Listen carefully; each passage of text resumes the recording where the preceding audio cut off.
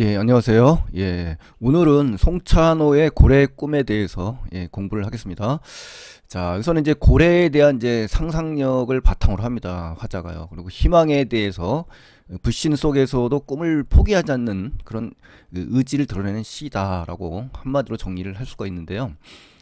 이 시를 대하면서 제가 좋아했던 노래 바비킴의 고래의 꿈이라는 노래가 있습니다. 그래서 상당히 연관이 돼서 한번 소개를 해드렸거든요. 저 하얀 파도는 내 마음을 베이비. 자, 이러한 그 가사가 참 떠올랐어요. 이 시를 읽고서요. 그래서 한번 여러분들도 그 노래를 한번 들으면서 공부를 좀 해주셨으면 하는 바람에서 한번 소개를 해드렸습니다. 자, 이렇게 해서 이제 본문으로 이제 들어가겠습니다. 1년에 보시면은 자, 변치 않는 고래의 꿈이 나옵니다. 그래서 거기에 대한 화자의 순수한 열정이 담긴 그러한 내용이니까요. 한번 살펴보시죠. 시 전체 이제 주제와 화자의 내면을 이해하는데 굉장히 중요한 바탕이 되는 연입니다. 자, 나는 자, 화자가 직접 드러났죠. 표면적인 화자 나가 나왔고요. 늘, 즉 항상 고래의 꿈을 꾼다. 자, 이러한 그 시행을 볼 때 화자의 어떤 상황을 알 수가 있는 거죠. 그렇죠? 나라는 표면적 시의 화자가 드러났고요. 그 개인의 어떤 내면 세계, 또 자기가 추구하는 지향점, 이걸 중심으로 전개하겠다라는 의미고요. 이 늘이라는 이 부사어는 지속적이고 영원하다, 또 반복적이다. 그러니까 화자는 일시적인 게 아니라는 얘기죠. 그렇죠? 그래서 삶의 본질이자 꾸준히 추구하는 화자의 어떤 추구하는 대상을 강조해 준다라는 부사어로 읽을 수가 있는 거죠. 그렇죠? 단순한 소망이 아니라는 거예요. 그래서 삶의 중요한 중심축을 의미한다라는 그런 시어로 읽으시면 되고요. 고래라는 것은 이제 포유류죠. 포유류. 바다에 사는 동물 중에서 가장 큰 동물인데요. 이 고래하면은 이제 사람들은 어른이고 아이들 간에 항상 그 꿈에 부풀러 있어요. 항상 여행지에 가면은 고래를 보느냐 못 보느냐로 상당히 신경을 많이 쓰는 걸로 볼 때 모든 사람들의 일반적인 생각은 고래를 보고 싶어 하는 것 같아요. 그래서 이 시에서도 그런 게 녹여 있는데요. 자, 고래의 꿈이라고 했죠. 이 시에서 가장 핵심적인 이제 상징이죠. 제목이자. 그렇죠? 그러면서 화자의 이상이라든가 어떤 염원, 또 삶의 목적, 또 닿을 수 없지만 미지의 세계를 추구하려는 그런 존재를 상징하는 거예요. 그렇죠? 상상을 통해서 하겠죠, 당연히. 그래서 꿈은 이러한 고래가 화자의 내면 세계에 자리 잡고 있음을 이제 들어주는 시어이고요. 단순한 꿈이 아니라 끊임없는 지향과 열망. 우리가 꿈을 꾼다고 하잖아요. 그렇죠? 어떤 소망과 목표, 그걸 이루기 위해서 어때요? 꿈을 꾼다는 표현을 쓰거든요. 그래서 이건 끊임없는 지향과 열망, 열정이 담겨 있다 이런 표현을 쓰는 거예요. 그래서 화자의 어떠한 태도를 우리가 읽을 수가 있는 거죠. 그래서 화자가 고래와 관련된 어떤 거대한 이상을 지금 품고 있다라는 의미를 확인할 수가 있고요. 그것이 이제 그의 삶에서 굉장히 매우 중요하다라는 단정적인 어미를 통해서 그렇죠? 현재형 시제이지만 단정적인 태도를 취하고 있는 겁니다. 선언하듯이 그렇죠? 그런 것이 바로 1년 1행에 나온 내용이라고 할 수가 있겠습니다. 근데 언젠가 고래를 만나면 가정이죠. 그에게 줄 자, 의인화가 됐어요. 그렇죠? 고래를 어느덧 그라는 인칭대명사로 바뀌었네요. 그렇죠? 언젠가라는 것은 강한 믿음과 확신이 있는 거예요. 만남에 대한 어떤 믿음이 있다는 거죠. 그리고 언젠가 현실이 꿈이 이제 현실이 될 거라는 확신이 있는 시어예요. 아셨죠? 이러한 시의 시어의 의미를 정확하게 읽으실 줄 알아야 됩니다. 그래서 고래를 만난다는 것은 어때요? 구체적으로 이제 현실에서 마주하게 될 대상인 거죠. 막연하지 않고 그래서 실제하는 대상으로 화자는 인식하고 있다는 그런 의미가 되겠고요.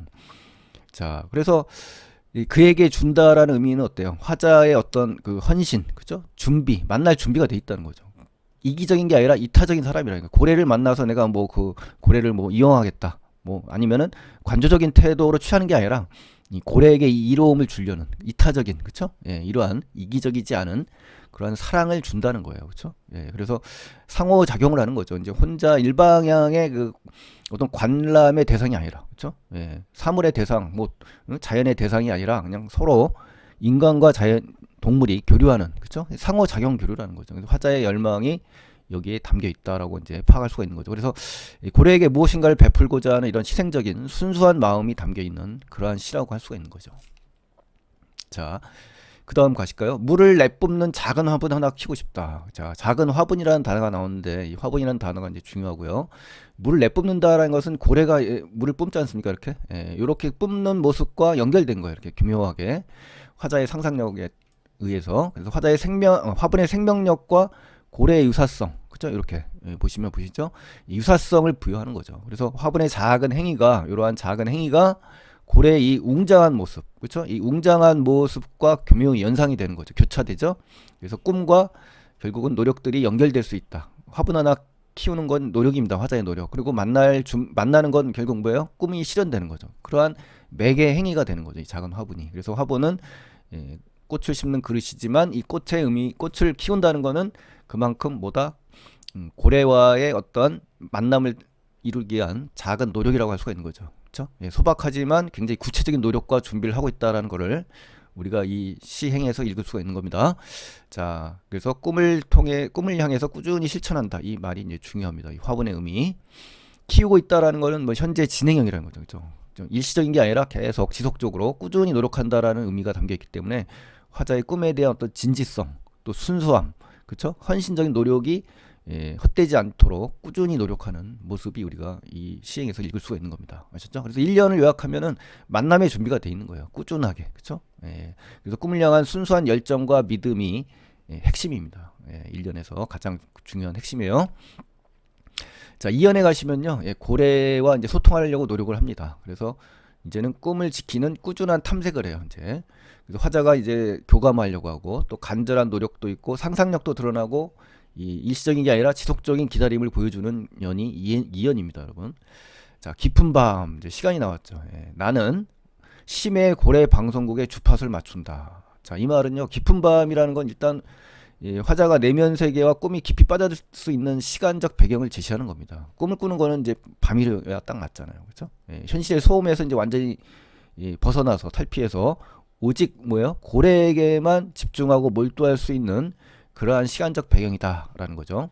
또 심해 공간적 배경이죠. 이제 깊은 바다인데 보통 수심 200m 이상인 바다를 말한다고 합니다. 그러니까 깊은 밤 깊은 바다, 그죠? 심해 고래 방송국이라는 거, 방송국의 의미는요, 가상의 공간입니다. 그래서 유일한 고래와의 통로인 거죠. 소통의 장소죠. 그래서 희망의 공간이면서 꿈의 깊이와 신비로움을 독자에게 어떻습니까? 부각하는 겁니다. 주파수라는 건 뭐예요? 진동하는 횟수를 얘기하는 겁니다. 전파나 음파가 1초 동안에. 자, 이러한 구체적인 시험을 통해서 고래와의 만남을 탐색하고 있는 거죠. 자, 그래서 화자가 고래의 소리에 귀를 기울이는 이러한 행위, 그렇죠? 이거 뭡니까? 단순히 기다리는 게 아니라 능동적이면서 노력이 어떻습니까? 지속적으로 간절하고 열망을 보여준다라는 의미로 이제 우리 해석을 하셔야 돼요. 그래서 고래와의 교감을 향한 화자의 뭐다? 의지가 강하다. 강한 의지. 이런 것이 이제 시험에 나올 수 있는 요소니까요. 빨간색 글씨를 유념하면서 공부를 하셔야 됩니다. 그들이 이제 고래를 갖다 뭐 합니까? 의노한 거죠. 하나가 아니죠. 한 마리가 아니라 뭐 고래는 무리를 지어서 이동을 하니까 또 지들이 동료를 부르거나, 그죠? 청각적 이미지 떠올릴 수 있죠. 먹이를 찾을 때 또 노래하는. 그래서 이 시행은 감각적 이미지, 즉 청각적 이미지가 굉장히 발달한 그러한 시행이에요. 그들이라고 하는 것은 이제 살아있는 생명체로서 어떻습니까? 서로 소통하는 그들만의 어떤 삶을 영위하는, 즉 삶을 행하는 그러한 모습을 우리가 읽을 수가 있고요. 동료를 부른다라는 것은 또 먹이를 찾을 때 노래한다는 걸 볼 때 어떻습니까? 고래도 역시 생존 본능이 있는 거예요. 먹으려고 돌아다닌다는 건 생존이죠. 또 동료를 찾는다는 건 혼자가 아니라 사회적인 행동을 노래를 통해서 서로 뭐니까 의사소통을 한다는 거예요. 그래서 고래의 존재에 대해서 우리 독자들이나 우리 인간들에게 어떤 낭만적이면서 또 아름다운 의미를 이 속에서 우리가 찾을 수가 있는 거죠. 그래서 고래들의 이런 삶의 방식이 나온 거거든요. 거기서 화자의 어떤 깊은 이해, 또 화자의 애정, 그렇죠? 화자가 고래에 대한 어떤 태도, 이런 것들이 드러나는 거예요. 그래서 삶의 본질적인 욕구와 연결된 꿈을 상징한다라고 볼 수가 있습니다. 또 길고 아름다운 허밍에 귀 기울이고 난다. 자, 허밍이라는 건 이제 여기서 소개하겠습니다만은 일단 길고 아름다운 허밍이라는 말은요, 고래가 내는 소리예요. 이 소리 허밍. 그걸 청각적으로 이제 구체화한 거죠. 그렇죠? 소리를 구체화해서 여러분들에게 형상화시켜서 보여준다는 얘기죠. 소리를. 단순한 소리가 아닌 거죠. 화자에게 어떤 걸 줍니까? 아름답다고 했으니까 위로를 주죠. 또 감동을 주는 그 단순한 소리가 아니라 예술적인 소리로 지금 인식이 되는 거예요. 그래서 허밍이라는 거는 이제 주로 합창할 때 많이 쓴다고 합니다. 이 창법의 하나인데요. 이 허밍이라는 것은 이 동료라고 하는 걸로 봐서 저는 합창에 무게를 두고 해석하고 싶습니다. 그래서 이 합창을 부른다는 소리는 이제 들리는 거잖아요. 고래 한 마리가 아니라 뭐 여러 마리들이 소통을 하는 장면이니까. 그래서 마치 노래를 부르듯이 뭐 반복적으로 화자의 마음을 안정시키고 또 꿈에 대한 몰입을 할 수 있는 그러한 이미지, 그것이 바로 청각의 이미지를 통해서 화자에 대한 몰입감을 좀 주고 있다라고 볼 수가 있죠. 기울이곤 한다라는 것은요, 우리 그 아까 나온 언젠가라는 부사어 있었죠? 시간 부사어. 화자의 꾸준하고 반복적인 일시적인 게 아니라는 것을 계속 보여주는 겁니다. 이렇게 습관적으로, 지속적으로, 반복적으로. 그렇죠? 그래서 노력이 일시적이 아니고 간절하고 꾸준하다라는 것이 이제 중요하다. 그래서 고래 예술을 통해서 대상의 존재를 확인하고 삶의 의미를 되새기면서 마음에 뭡니까? 위로와 안식을 얻는 그러한 내용으로 지금 전개가 되고 있다는 거죠. 자, 굉장히 아름다운 시입니다. 이번 그 모의고사, 6월 모의고사에서 고1, 2 현대시를 봤는데요. 아, 이처럼 제가 4개의 시를 공부하면서 이렇게 마음의 그 어떤 감동, 그렇죠? 행복, 이걸 느꼈습니다. 굉장히 아름다운 시들만 나왔어요. 그래서 정말 감동적인 느낌으로 분석을 했다는 거 여러분들도 확인하시고요. 아름다운 시를 공부하는 여러분의 시간이 귀중한 시간이 되었으면 좋겠습니다. 자, 맑은 날이면 자 아득히 멀다는 거죠. 망원경 코끝까지 걸어가. 자, 이런 표현들도 참 어떻습니까? 시인들의 어떤 예술 감각 정말 참 대단하지 않습니까? 맑은 날이라는 것은 이제 밤의 상상력과 대비되는 거죠. 왜냐하면 이제 상상력의 공간은 좀 잘 안 보이는 거잖아요. 근데 여기서 맑은 날이라는 것은 굉장히 뭡니까? 환하게 개방되어 있는 느낌이잖아요. 그렇죠? 현실적이죠. 또 구체적인 어떤 그 화자의 탐색의 시간을 제공하는 시간적 배경이라고 볼 수가 있는 겁니다. 그래서 화자의 적극적인 행동을 유발할 수 있는 그런 환경이 제공된 겁니다. 그래서 아드키라는 말은요, 굉장히 그 멀리 떨어져 있다는 겁니다. 공간적으로. 그래서 꿈이 거대함과 동시에 현실적인 거리감을 나타내는 거죠. 그렇죠? 그만큼 멀게 느껴진다. 뭐 이런 얘기죠. 망원경이 코끝까지 걸어간다. 자, 이 표현은 참 정말 멋있는 표현인 것 같아요. 그렇죠? 어떻게 이런 생각을 했을까요? 고래를 찾기 위해서 화자의 물리적인 노력과 열정을 보여준 겁니다. 내가 이만큼 노력을 할 거야. 뭐 이러한 열정으로 내가 탐색을 할 거야. 뭐 이런 뜻이겠죠. 그래서 집중하려는 거, 몰두하려는 거, 그렇죠? 온전히 고래에 집중하려는 그런 간절함과 아주 그 세밀한 관찰 의지를 드러낸 겁니다. 아, 대단한 거죠, 그렇죠? 꿈을 향해서 화자의 구체적이고 현실적인 행동을 표현한 겁니다. 그래서 이 부분이 시험에 나올 중요한 포인트니까요. 이렇게 빨간색 위주로 정리를 하셔야 돼요. 수평선 넘어, 자, 고래의 항로, 자, 고래가 지나가는 길을 이제 항로라고 하죠. 지켜보기도 한다. 그러니까 수평선 너머라는 것은 고래가 존재할 것으로 이제 믿고 있는 그러한 화자가 생각하는 공간이죠. 그렇죠? 그래서 화자의 시선과 기대를 보여주는 장소가 되는 거죠. 고래의 항로라는 것은 이제 고래가 다니는 길이죠. 실제로 존재하고 움직인다는 화자의 굳센 믿음이 이 시의 소리가 확인할 수 있는 겁니다. 지켜보기도 한다라는 것은 앞에서 그 시구가 나왔죠. 귀 기울이곤 한다. 이런 표현. 이것과 이제 짝이 되는 거죠. 그래서 마찬가지로 화자의 꾸준하고 반복적인 관찰 행위를 지금 드러내는 겁니다. 그래서 지속적으로 꿈을 향해서 화자는 탐색하고 있다. 뭐 이런 걸 보여준다라는 거죠. 그래서 이 연을 이제 간단히 요약하면 고래와의 소통을 지속적으로 시도한다. 그렇죠? 그 다음에 이러한 화자의 순수한 열정이 드러난다. 뭐 이렇게 정리하시면 되겠어요. 자, 그래서 이제 고래와 만남 이제 한번 살펴보시죠. 자, 현실 비판. 이제 반전이 와요. 이제 현실에서 이제 화자에게 비판을 가해지거든요. 그렇지만 꿈을 믿고 꾸준하게 키워나가는 그러한 모습이 담겨 있습니다. 그래서 희망의 증거를 찾아내는 과정을 주로 주목하시면서 보셔야 돼요. 누군가는 하면서 이런 말을 한다. 고래는 사라졌어. 뭐 이런 거요. 사라져 버렸어. 뭐 이런 표현. 자, 굉장히 부정적이죠. 이 누군가라는 거는 이제 화자 이외의 타인들을 얘기할 수가 있는 거다. 일반적인 사회나 현실 살아가는 그런 사람들의 어떤 회의적인 시선과 목소리를 대변하는 인물이라고 할 수가 있는 거죠.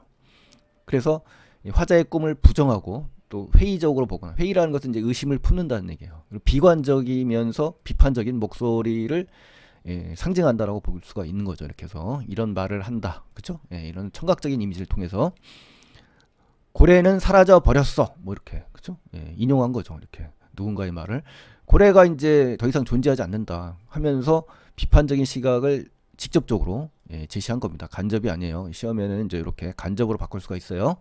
화자가 추구하는 가치가 이제 시대에 뒤떨어졌다. 지금 무슨 고래를 만나냐, 뭐 고래가 쉽게 만나지는 거냐, 뭐 이런 식으로 이미 사라진 환상에 불과하다는 현실적인 장애, 현실적인 장벽에 가로막힌 걸 의미하는 겁니다. 아셨죠? 예. 그래서 그런 커다란 꿈은 고래의 꿈이죠. 이미 존재하지도 않아. 이렇게 굉장히 거대하고 웅장한 이 이상적인 꿈을 커다란 꿈이라고 하거든요. 존재하지 않는다라는 것은 실현 불가능하다는 거죠. 현실의 어떤 냉혹한 평가이자 조롱거리가 되는 거죠. 화자가. 그렇죠? 여기서부터는 여기까지는 어떻습니까? 화자에게 어떤 시련과 고난의 그 부분이라고 할 수가 있는 거죠. 결국은 화자가 직면한 외부의 부정적 압력을 의미하는 겁니다. 그렇죠? 화자의 꿈이 현실에서 얼마나 이러한 대우를 받는지를 우리가 여실히 우리가 3년에서 볼 수가 있는 거예요. 하지만 반전이 왔죠. 우리가 반전. 그렇죠? 이 부분이 중요한 거죠. 나는 자 시적 화자가 또 나왔죠. 이렇게 하면서 나는 그렇죠? 바다의 목로에 앉아 공간이죠. 여전히 자 여전이란 부사어도 중요한 겁니다. 시에서 나오는 이러한 부사어들 하나하나 놓치시면 안 됩니다, 여러분. 아셨죠? 짧지만 강렬한 의미들이 들어있기 때문에 산문과 다른 거예요, 여러분. 여전이라는 것은 나는 그렇지만 여전히 이런 뜻이잖아요. 그러니까 고래의 이야기를 듣는다. 그러니까 뭐예요? 태도의 변화가 없다라는 거죠. 그렇죠? 자, 그래서 화자의 강한 반박이 이제 나오는 단어가 이제 하지만이라는 접속 부사어입니다. 그래서 이 변함이 없다. 한자로 보면 초지일관, 그렇죠? 일편단심, 뭐 이런 뜻으로 이제 연결시킬 수가 있겠죠. 나는 바다의 목로에 앉아. 목로라는 것은 이제 사람들이 모여 앉아 있는 뭐 공간들을 의미하는 겁니다. 아셨죠? 술집이나 주점 같은 공간을 의미하는 건데, 바다에라는 수식어라는 표현을 볼 때 이것이 어때요? 바다와 관련된 사람들의 이야기, 즉 바다의 생명력과 꿈이 여전히 살아 숨쉬는 공간이다. 이렇게 정리하셔야 돼요. 그렇죠? 이 바다의 목로라는 것은 바다의 생명력도 있고 또 꿈도 있고 그것이 여전히 살아 숨쉬는 그런 공간이라는 것을 이해하셔야 될 겁니다. 화자가 여기 앉아 있죠. 그건 뭡니까? 그로부터 이제 위안과 영감을 얻고 있는 거죠. 그 장소에서. 그렇죠? 꿈과 연결된 공동체죠. 그렇죠? 사람들이 모여 있는 거니까. 여전히 그렇죠? 믿음과 끈기가 있는 겁니다. 이런 부분들. 그리고 자신의 꿈에 대한 믿음을 변함없이 굳건히 지키려고 하는 이러한 모습. 이래서 이제 이 시의 가장 중요한 특징 중에 하나가 의지적이다. 그렇죠? 이 성격을 반드시 정리를 하셔야 돼요. 그래서 자기의 꿈은 변함없이 재확인할 수가 있는 거죠. 변함이 없다는 거를. 자, 그래서 직접적인 실제가 아니지만 이야기와 서사를 통해서, 그렇죠? 이야기죠. 이야기와 서사를 통해서 꿈의 지속을 의미하는 겁니다. 그렇죠? 실제는 아니에요. 이야기를 통해서 또 꿈의 지속을 드러내고 있다라는 거, 이런 표현까지 알면 정말 잘하시는 겁니다. 해마들이 이제 진주의 계곡을 발견했대. 자, 그리고 농계 가족이 새 뻘집으로 이사를 한다더군. 자, 이런 표현들. 자, 해마들이라는 것은 이제 고래처럼 크고 웅장하진 않죠. 작은 생명체를 얘기하는 겁니다. 그리고 진주의 계곡을 발견했다는 것은 희망을 의미하는 겁니다. 새로운 가능성. 그래서 화자는 이제 고래 이야기 대신에 이제 해마나 농계 가족 이러한 그 작은 생명체들을 통해서 바닷속 이야기를 듣고 그 안에서 새로운 희망이 발견될 수 있음을 지금 확인하는 겁니다. 그래서 새로운 기적과 희망 이런 걸 보여주는 거고요. 화자의 꿈이 완전히 좌절되지 않는다라는 근거들을 지금 제시하는 겁니다. 농계 가족도 마찬가지예요. 작고 소박하지만 꾸준히 삶을 영위하는 그런 생명체들이에요. 그렇죠? 이사를 한다. 이사를 한다는 건 뭡니까? 삶의 하나의 방식이죠. 삶에 살아가는 모습이죠. 새로운 삶의 시작이고 지속적이고 희망적인 변화 뭐 이런 걸 얘기하죠. 그렇죠? 그래서 삶 자체의 아름다움과 희망은 계속 될 수 있다는 긍정적인 메시지를 주는 그러한 단서가 되는 겁니다. 그래서 이 두 부분들은 이제 묶어서 작은 생명체가 화자에게 긍정적인 이미지를 주는 그러한 부분이다라고 생각하시면 됩니다. 화분에서 분수가 벌써 이만큼 자라는 걸, 그죠? 화분에서 이제 분수를 키운다 그랬잖아요. 이제 자라는 모습, 시간의 경과를 보여주는 거네요. 바라는 것은 이제 주의를 환기시키는 겁니다. 그래서 청자에게 자신의 믿음을 공유하려는 화자의 적극적인 태도를 보여주는 시어예요. 아셨죠? 그러면서 화자의 꿈을 향한 노력이 결실을 맺고 성장했음을 이제 시각적으로 이제 증명하는 장면인 거죠. 그랬으니까 시각적인 거죠. 그렇죠? 그러면서 자기의 그 말이 증명됐다라는 걸 보여주는 단어다라고 생각하시면 되죠. 분수라는 것은 이제 어떻습니까? 물을 뿜는 고래의 모습과 연결된다 그랬죠. 그래서 화자의 노력이 어때요? 고래처럼 웅장한 형태는 좀 계속 발전되고 있는 거죠. 그죠? 그래서 외부의 어떤 부정적인 시선, 그죠? 고래는 사라졌어, 막 이러한 부정적인 비판의 목소리에도 불구하고 화자 자신의 이 내적 심리에는 어떻습니까? 꿈이 더욱 성장하는 거예요. 오히려 더 시련을 딛고 성장하는, 그쵸? 그러한 화자의 모습이죠. 단단해지는 겁니다. 더 시련을 겪고. 그러니까 꿈이 아무런 그 고통과 어떤 시련 장벽 없이 진행이 되는 것도 있지만 그 어떤 장벽, 이 장벽을 뚫고 올라가는 것이야말로 어떻습니까? 훨씬 더 강렬하고 간절하고 고귀한 그런 결과가 되겠죠. 그래서 결정적인 증거가 되는 겁니다. 이 부분에서 꿈이 현실화 가능성을 의미하는 거죠. 꿈이 현실화된 게 아니라 가능성을 의미한다는 거 반드시 기억하시기 바랍니다. 3년을 간단히 요약하면 자신의 노력이 만들어낸 가시적인 성과, 그게 뭐예요? 화분의 분수다. 자, 요 소재 굉장히 중요합니다, 여러분. 자, 그리고 바다와 함께 했죠. 작은 삶의 기적들 있었죠. 농개가족 나오는 거, 해마들 나오는 거. 그래서 꿈을 지탱하는 중요한 단서가 된다는 거. 여기까지 정리를 하셔야 됩니다. 여기 이제 보시면 해마도 있죠. 해마. 잘 찾아보시면 농개도 있습니다. 그러니까 한번 찾아보는 재미도 누리시기 바라겠습니다.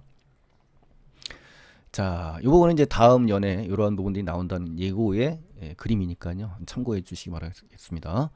자, 4연에 가시면 이제 새로운 힘으로 꿈을 향해 나아갈 결심을 합니다. 그래서 화자가 구체적인 행동을 합니다. 그냥 막연한 그 추상적인 행동이 아니라 구체적이라는 거, 또 강한 의지가 드러나는 거, 이런 것들이 이제 중요한 거죠. 그래서 더 적극적이면서 더 능동적이고 더 구체적인 행동을 해 나간다. 꿈을 향해서. 자, 그 부분이 이제 4연에서 나온다라는 거죠.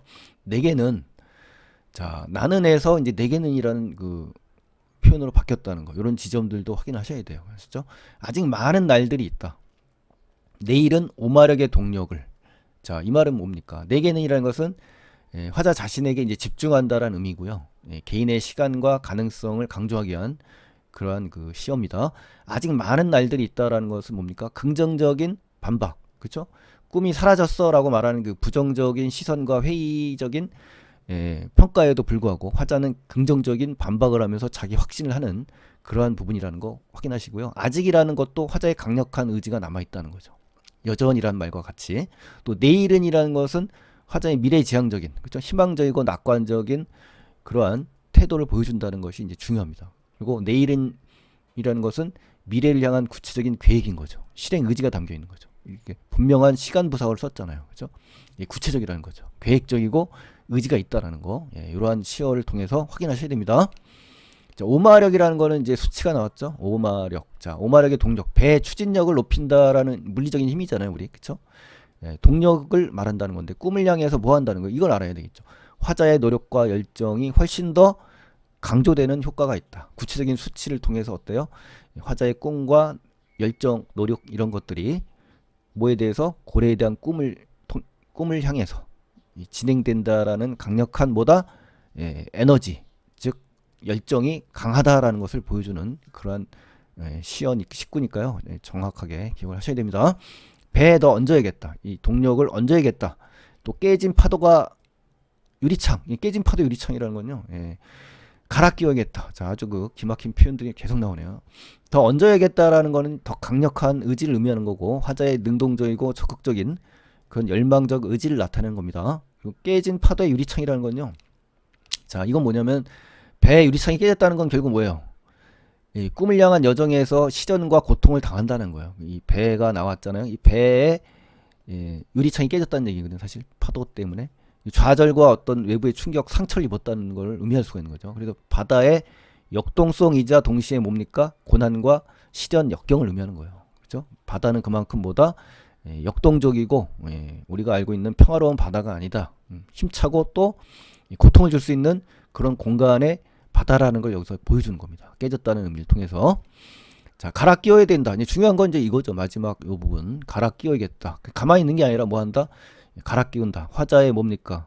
시련을 극복하려는 적극적인 의지가 드러나고 또 새로운 마음으로 심기일전에서 긍정적이고 이 현실의 어려움을 이겨내려는 적극적이고 능동적인 이러한 태도, 이게 이제 중요한 겁니다. 그래서 뭐뭐 해야겠다 이런 것들, 그렇죠? 강한 의지가 담겨 있죠. 그래서 꿈을 향해 나아가기 위한 이 준비 과정의 일환인 것이죠. 이 마음을 지금 다짐하는 그런 장면이에요. 저 아래 물밑을 흐르는 어뢰의 아이들 손을 잡고 손살같이 해협을 달려봐야겠다. 자, 계속 겠다라는 정결 어미의 반복을 통해서 화자의 의지가 있다라는 걸 보여준 겁니다. 자, 저 아래 물밑을 흐르는 어뢰의 아이들. 자, 이게 무슨 말이냐면은 어뢰라는 거는 일반적으로 무기잖아요, 무기. 그쵸? 굉장히 무서운 무기인데 여기서는 이제 아이들이라는 표현이 붙어 있잖아요. 그러니까 이것은 중의적 의미를 지닐 수가 있는 거죠. 그쵸? 위험하고 예측 불가능한 존재일 수도 있는 거죠. 그쵸? 바다 밑에. 동시에 이제 화자에게 뭡니까? 새로운 동반자나 길을 열어줄 수 있는 존재들이 바로 아이들인 겁니다. 중의적인 의미로 해석할 수가 있습니다. 결국은 물밑은 어떻습니까? 일반적으로 보이지 않죠. 우리 심해 고래 방송국처럼 보이는 곳이 아니에요. 그래서 위험할 수가 있는 거죠. 안 보이는 그 심해의 바다는 미지의 세계를 의미하죠. 그러니까 미지의 세계니까 굉장히 가보지 않은 곳이니까 위험성이 동반되겠죠. 하지만 화자의 이 비범한 이런 시선, 평범하지 않은 이러한 시선들이 어떤 개방적인, 그죠? 열린 마음을 보여주는 겁니다. 자, 그래서 손을 잡는다라는 것은 뭡니까? 화자의 용기 있는 태도, 또 과감한 시도, 그죠? 어렵지만 시도하려는 모습을 우리가 드러낼 수 있는 거고요. 파격적인 시도라고 볼 수가 있는 거죠. 손살같이라는 거는 이제 굉장히 실질적인 행동에 돌입하려는, 그렇죠? 부분을 갖다 손살같이라는 표현을 쓴 겁니다. 그만큼 막연하진 않다는 얘기예요. 실질적인 또 구체적인 행동을 하는 화자의 모습을 읽을 수가 있고, 해협이라는 거는 굉장히 어떻습니까? 넓은 바다로 가기 위한 아주 좁은 공간이잖아요. 그것이 이제 해협인데, 이제 실제로 미지의 영역으로 진입하거나 꿈을 향해서 통과해야만 하는 그런 관문이 바로 해협이 되는 거죠. 그렇죠? 해협을 통해야만 바다로 나갈 수 있는 거예요. 그래서 달려봐야겠다라는 것은 뭡니까? 제일 중요한 표현이 이제 이 부분입니다. 아셨죠? 강한 의지와 결심을 보여준다는 거. 그래서 적극성, 이런 것들이 이제 중요하겠죠. 그렇죠? 이렇게 해서 정리를 하시고요. 자, 그래서 이제 사연을 간단히 요약하면 화자의 굳건한 결심과 의지, 계속 의지, 이런 것들이 중요하죠. 화자의 꿈이 어때요? 점차 과정을 밟아가고 있죠. 더 점차 심화되고 있죠. 점층이 된다라고 볼 수가 있네요. 현실적인 행동으로 구체화되고 있다. 이게 점층적으로 어떻습니까? 시간이 갈수록 점점 현실적인 행동으로 구체화되고 있다. 이제 이 시의 가장 중요한 특징이라고 볼 수가 있는 거죠. 자, 이렇게 화분을 매는 고래의 아름다운 모습, 자, 한번 상상을 해보시면 좋겠다라는 의미에서 붙여봤습니다. 자, 이제 마지막 오연입니다. 자, 마지막은 정말 중요하죠. 항상 시험에 가장 중요한 부분이에요. 궁극적인 꿈인 순수한 자아를 회복하는 공간이에요. 그래서 본질적인 의미, 결국은 이제 주제의식이 나오는 겁니다. 그래서 화자의 내면에 가장 깊은 소망이 여기서 나온다. 자, 누구나 그러하듯 내게도 꿈이 하나 있다. 이 누구나 그러하듯이라는 것은 보편성을 얘기하는 겁니다. 인간의 소망이 나 혼자가 아니라 공감을 일으킬 수 있는 소망의 어떤 그 보편성을 얘기하는 거고요. 내게도 꿈이 하나 있다라는 것은 결국 뭡니까? 얼마나 나의 꿈이 중요한지 다시 한번 확인하는 것이고요. 단순한 소망이 아니었다. 삶의 나의 근원이자 동력이자 내가 살아있는 이유, 존재의 이유라는 것을 여기서 제공을 하는 겁니다. 하얗게 물을 뿜어 올리는 화분. 또 한번 화분이 나왔네요. 하나 등에 얹고. 자, 그 하얗게 물을 뿜어 올리는 화분이라는 것은 순수함. 하얗게라는 것은 이제 색채 이미지, 시각적인 이미지, 하얀 색채예요. 순수하고 깨끗하고 완성된 이미지입니다.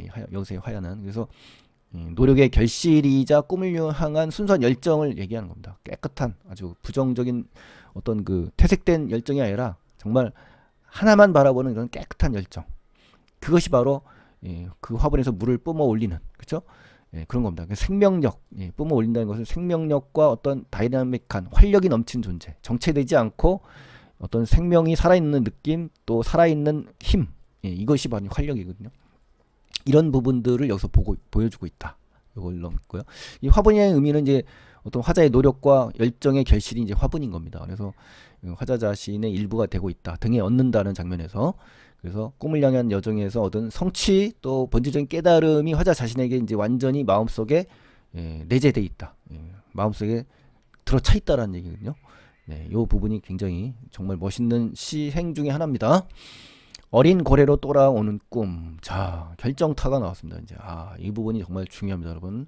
그래서 시험에는 바보 전체에서 나오겠지만 이 부분은 무조건 100% 나온다라고 생각하시고요. 이 시를 이해하는 마지막 가장 중요한 핵심이라고 볼 수가 있습니다. 그래서 어린 고래로 돌아오는 꿈. 자, 이 말은 궁극적인 꿈의 시련은 결국 자신이 어린 고래로 되돌아온다라는 겁니다. 돌아온다는 것은 귀결된다는 거죠. 꿈이.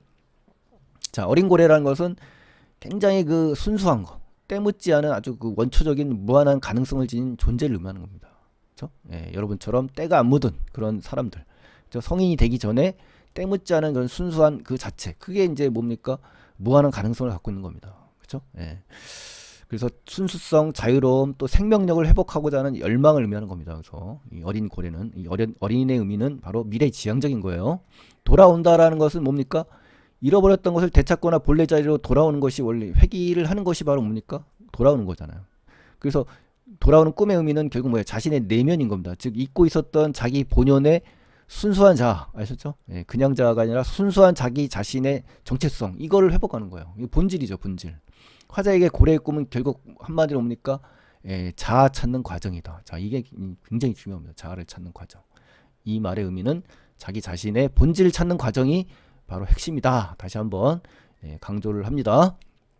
그래서 결국 이 꿈은 어떤 겁니까? 외향인이 아니라 자기 자신을 돌아와서 진정한 자아를 발견하고 자아의 순수성을 회복하는 내면의 성취, 이게 바로 고래의 꿈인 거예요. 그래서 결국 화분으로 상징되는 노력을 통해서 결국 자신은 뭐한다? 순수한 존재로 되돌리기 위한 매개체가 이제 화분이 되는 거죠. 아셨죠? 이걸 이해하면 전체 시를 이해하는 겁니다. 그래서 너무너무 중요한 부분이니까 이 부분을 놓치시면 큰일 납니다. 자, 내면의 순수성, 본질을 회복하는 자아 발견과 과정이다. 그걸 감동적으로 드러내고 있습니다. 그래서 자신 안에 어린 고래를 발견하는 것으로 결국 완성되는 것이다라는 걸 보여주는 시입니다. 자, 핵심 정리 가시면은 뭐 잃지 않는 꿈, 뭐 자아를 완성하는 여정이에요. 감각적이고 서사적이고 뭐 낭만적, 능동 이런 것들 한번 확인하시고요. 전체 특징은 이제 현실 어려움 속에서도 자신만의 이상을 쫓는 인간의 보편적인 모습을 탐구하고 있다. 또 열망, 애정 나왔죠. 이상 나왔죠. 구체적인 노력, 의지 나왔죠. 이런 것들. 이 고래의 의미 중요합니다. 이상과 꿈, 자유와 낭만, 생명과 신비로움 이런 것들. 그다음에 주요 시어의 의미. 이런 것들도 시험에 타겟이 되니까 정리를 하셔야 됩니다. 편상 특징, 서사적 요소, 또 감각적 반복과 변주, 상상력, 시적 호용 이런 것들 확인을 꼭 해주셔야 됩니다. 자, 그래서 이제 전체적으로 정리를 하셨고요. 제가 이제 문제를 만들었습니다. 변형 문제를 만들었는데 총 675문제입니다. 그래서 각 그 작품마다 25문제씩 객관식 오지선다로 만들었고요. 오엑스행 문제는 50문제, 소설은 100문제입니다. 그래서 총 연합 문제는 50문제. 묶여있는 작품들은 한 번에 내는 거 있죠. 가나를 묶는 거라든가 가나다 묶는 거. 총 675문제니까요. 여러분께서 필요하시면은 이것까지 구입하시면 정말 좋겠습니다, 여러분. 그리고 이제 카페도 이제 개설을 했으니까 여기 일반적으로 가입은 가능합니다만 연회원 가입자에게는 이제 이걸 무료로 제공하니까 한번 참고하셨다가 필요하신 부분만 확인하시면 좋겠습니다, 여러분. 자, 나름대로 노력이니까요. 꼭 또 필요하신 분만 꼭 찾았으면 좋겠습니다, 여러분. 그래서 송찬호의 고래의 꿈 정말 행복한 시였습니다, 여러분. 다음 시간에 또 뵙겠습니다, 여러분. 감사합니다.